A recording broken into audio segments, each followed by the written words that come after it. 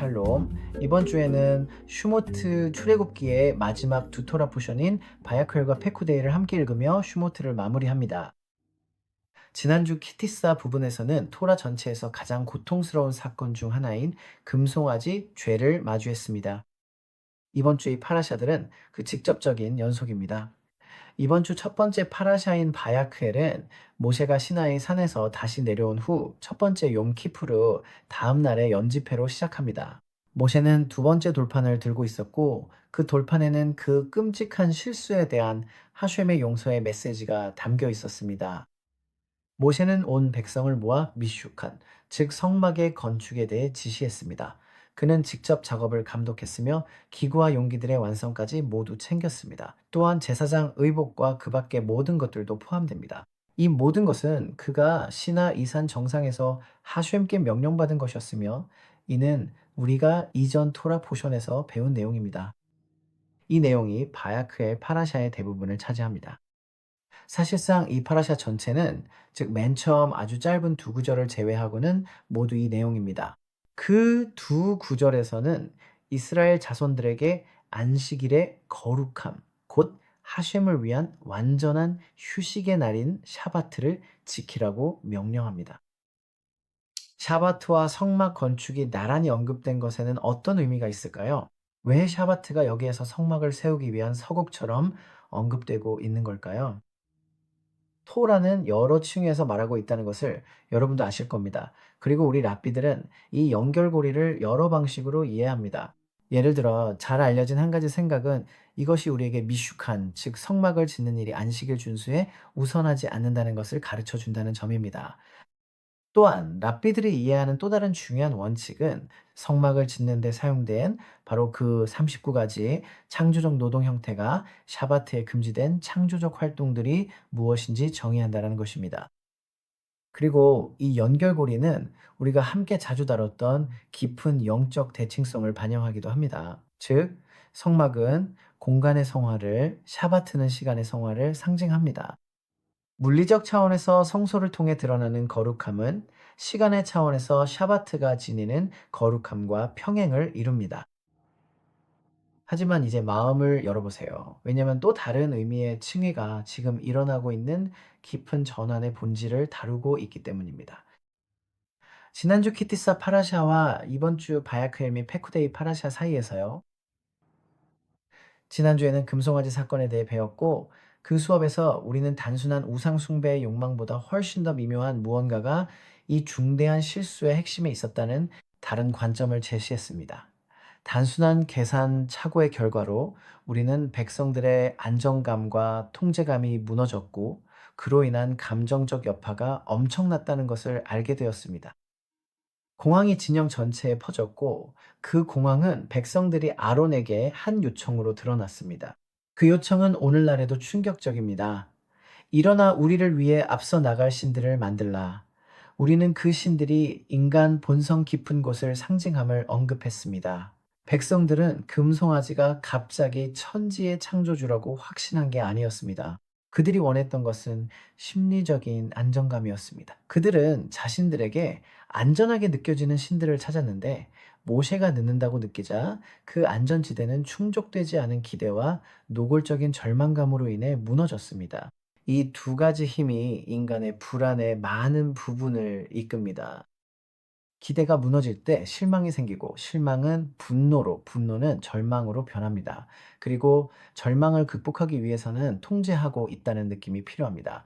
그리고 이것이 바로 우리가 금송아지 사건에서 배운 영적 심리학의 핵심입니다. 이는 하셴에 대한 반역이라기보다는 실망에 무너진 결과였습니다. 이제 마음을 열어보세요. 탈무드에서 우리 현자들이 가르친 놀라운 원칙이 있습니다. 우상 숭배를 인정하는 자는 마치 전체 토라를 부정한 것과 같다고 여겨집니다. 처음 들으면 이 말이 다소 과장된 것처럼 보일 수 있습니다. 결국 토라에는 거룩함, 순수함, 윤리적 행동, 자선, 가족 생활, 정의, 거룩함, 연민 등 수백 가지의 계명이 담겨 있습니다. 어떻게 한 번의 실수, 즉 우상 숭배에 대한 인정이 모든 것을 거부하는 것과 같을 수 있을까요? 그의 답은 우상 숭배가 진정으로 무엇을 의미하는지 이해하는 데 있습니다. 우상숭배는 단순히 잘못된 예배 방식만을 의미하지 않습니다. 우상숭배의 본질은 궁극적 실제를 잘못 인식하는 데 있습니다. 토라는 근본적 진리 위에 세워졌습니다. 세상의 존재와 목적을 부여하고 유지하는 유일한 창조주가 계신다는 점입니다. 만약 사람이 자연, 운명, 두려움, 인간의 통제나 부, 이념, 자신 등 피조물의 독립적 힘을 부여하면 만물을 창조하고 유지하는 분에게서 등을 돌리는 셈입니다. 그리고 어떤 형태로든 우상숭배를 인식하는 그 순간부터 삶의 의미를 부여하는 통일성은 균열을 일으키기 시작하고 계명들 자체도 내적인 일관성을 잃게 됩니다. 더 깊은 차원에서 우상숭배는 의식의 왜곡입니다. 우상숭배는 현실을 서로 경쟁하는 힘들로 분열시키고 모든 다양성이 하나의 신적 의지에서 흘러나온다는 자각으로부터 사람을 단절시킵니다. 오직 하나를 믿는 신앙이 그 접근을 회복시켜 줍니다. 삶의 복잡함 이면에는 모든 것을 목적을 향해 이끄는 근본적인 통일성이 있음을 드러내 줍니다. 이것이 바로 시나이에서의 계시에서 첫 번째 신성한 선언이 나는 너희의 하나님 하셴이다라고 선포되고 곧바로 우상 숭배에 대한 경고가 이어지는 이유입니다. 이것들은 단순히 많은 계명 중 두 가지가 아니라 모든 계명의 뿌리이자 방향성입니다. 왜냐하면 우상 숭배를 인정하는 것은 존재의 근원을 오해하는 것이기 때문입니다. 오직 하나를 인정하는 것은 전체 토라가 그 근원으로 돌아가는 통일된 길이 되도록 허락하는 것입니다. 하지만 여기서 중요한 점이 있습니다. 만약 현자들이 우상 숭배를 인정하는 것이 전체 토라를 부정하는 것과 같다고 가르친다면 이는 매우 심오한 질문을 제기합니다. 그것을 고치고 바로잡는 것은 매우 어려운 일이 아닐까요? 어떻게 하면 티쿤, 즉 바로잡을 수 있을까요? 어떻게 하면 그런 중대한 범죄를 보상할 수 있을까요? 수백 개의 미츠보트로 이루어진 전체 토라를 말입니다. 그러니 마음을 더 깊이 열어보세요. 우리 현자들은 놀라운 해답을 암시합니다. 미드라시 슈무트라바에서 그들은 샤바트가 전체 토라와 동등하다고 가르칩니다.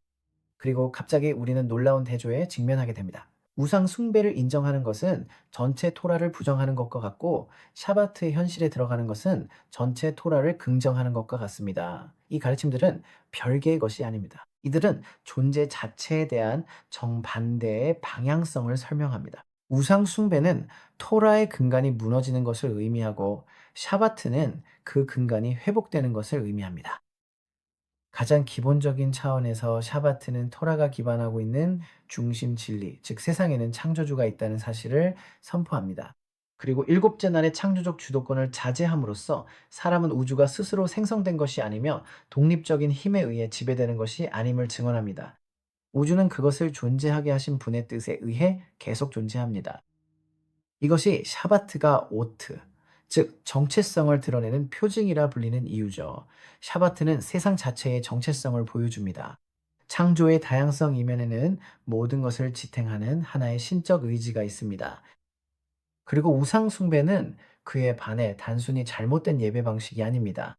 그것은 창조물 안에 어떤 것이 자율적인 힘을 가지고 있다고 믿는 것입니다. 그것은 우리가 배운 대로 인간이 현실을 통제하려 하고 삶을 기대에 맞추려 하며 스스로를 취약함으로부터 보호하려는 시도입니다. 샤바트는 이러한 인식을 근본에서 바로잡아 줍니다. 왜냐하면 우리는 6일 동안 만들고 생산하고 조작하고 마치 작은 창조주처럼 세상을 형성하기 때문입니다. 그리고 일곱째 날이 오면 우리는 완전히 멈춥니다. 우리는 주도권을 내려놓고 존재가 우리의 노력에 달려 있다는 환상에서 벗어납니다. 우리가 손을 놓아도 세상은 계속 돌아갑니다. 그리고 그 고요함 속에서 우리는 삶이 인간의 통제가 아니라 신의 축복으로 유지된다는 더 깊은 진실을 다시 발견합니다. 이것이 바로 샤바트가 토라의 영적 중심축으로 서 있는 이유입니다. 모든 미츠보트는 우리가 신의 세상에서 어떻게 살아야 하는지를 가르쳐 줍니다. 하지만 샤바트는 이 세상이 누구의 것인지를 드러내며 이런 관점에서 볼 때 샤바트는 금송아지 사건에 대한 완벽한 티쿤이 됩니다. 금송아지는 기대가 무너지고 연약함에 대한 두려움이 엄습해 확실함을 요구할 때 태어났습니다. 그것은 인간이 통제권을 쥐려는 시도였고 샤바트는 그와 정반대입니다. 즉 통제권을 내려놓고 창조주를 신뢰하려는 의지입니다. 비록 현실이 우리가 상상했던 것과 다르게 전개될지라도 말입니다. 이렇게 샤바트는 연약함을 믿음으로 변화시킵니다. 이번 샤바트에는 모세가 백성들을 모아 샤바트의 계명을 받고 시간을 거룩하게 하며 성막을 세워 하셴을 위한 집을 짓는 이야기를 읽게 됩니다. 이 세상에서 이번 샤바트는 또한 파르샤트 하오데시라고 불리며 6월절 전에 오는 네 번의 특별한 샤바트 중 네 번째이자 마지막입니다. 각각의 샤바트에는 특별한 마푸티르, 즉 특별 추가 토라 낭독이 함께합니다. 이번 샤바트의 추가 토라 낭독은 파라샤트보에서 즉 슈모트 출애굽기에서 나옵니다. 출애굽기 12장 하셴께서 애굽 땅에서 모세와 아론에게 말씀하여 이르시되 이 달을 너희에게 달의 시작으로 삼으라는 말씀으로 시작합니다. 이 달이 너희에게 한 해의 첫 달이 될 것이다. 이것은 이스라엘이 아직 이집트에 있을 때 민족으로서 받은 첫 번째 계명으로 다가오는 니산월, 즉 6월절의 달이자 출애굽의 달, 과거와 미래의 구원의 시기를 가리킵니다. 우리가 다음 주에 맞이하게 될 시기이기도 합니다. 니산월은 계산의 비밀, 거룩한 시간의 비밀, 새로움과 시간의 시작의 비밀을 담고 있습니다. 성막 작업이 마무리되어 기구들이 모세에게 전달되었습니다. 페쿠데이 토라 39장 끝에 기록되길 하셴께서 명령하신 대로 이스라엘 자손이 모든 일을 행하였더라고 합니다. 모세가 확인하니 하셴의 명령대로 행하였기에 그들을 축복했습니다. 하셴께서는 모세에게 성막을 로시 호데시, 즉 니산월 첫째 날에 세우고 모든 기구들을 제자리에 놓으며 그것들을 관유로 기름 부으라고 명령하셨습니다. 또한 아론과 그의 아들들에게 제사장 의복을 입히고 그들에게도 기름을 부으라고 하셨습니다. 그래서 모세는 니산월 첫째 날에 성막을 세웠습니다. 토라가 파라샤트 페쿠데이의 끝에서 우리에게 말하듯 이집트 탈출 이후 둘째 해에 일어난 일이었습니다. 구름이 만남의 장막을 덮었고 하셴의 영광이 성막을 가득 채웠습니다. 이제 마음을 그 어느 때보다 더 깊이 열어보세요. 우리의 현인들은 성막이 세워진 이 순간이 바로 창조의 완성을 반영하는 순간이었다고 가르칩니다. 왜냐하면 인간이 자신의 세계를 신성한 임재에게 열기 전까지는 창조가 진정으로 완성된 것이 아니기 때문입니다. 우리가 통제에 대한 환상을 내려놓을 때 우리는 우리의 시간과 공간을 거룩하게 합니다. 우리가 하셴을 우리의 세계에 모시고 우리의 삶 속에 초대할 때 세상은 새로워집니다. 그런 의미에서 로시 호데시 니산은 우주적 성취의 날, 하늘과 땅이 완성된 날, 신께서 인류 가운데 거하실 초소의 꿈이 실현되기 시작한 날이 되었습니다. 그리고 그 초대는 오늘날에도 여전히 메아리치고 있습니다. 우리가 통제하려는 욕구를 내려놓고 우리의 시간을 거룩하게 하며 삶 속에 하셴을 위한 공간을 만들 때마다 우리는 창조 자체가 완성에 더 가까워지도록 돕는 것입니다.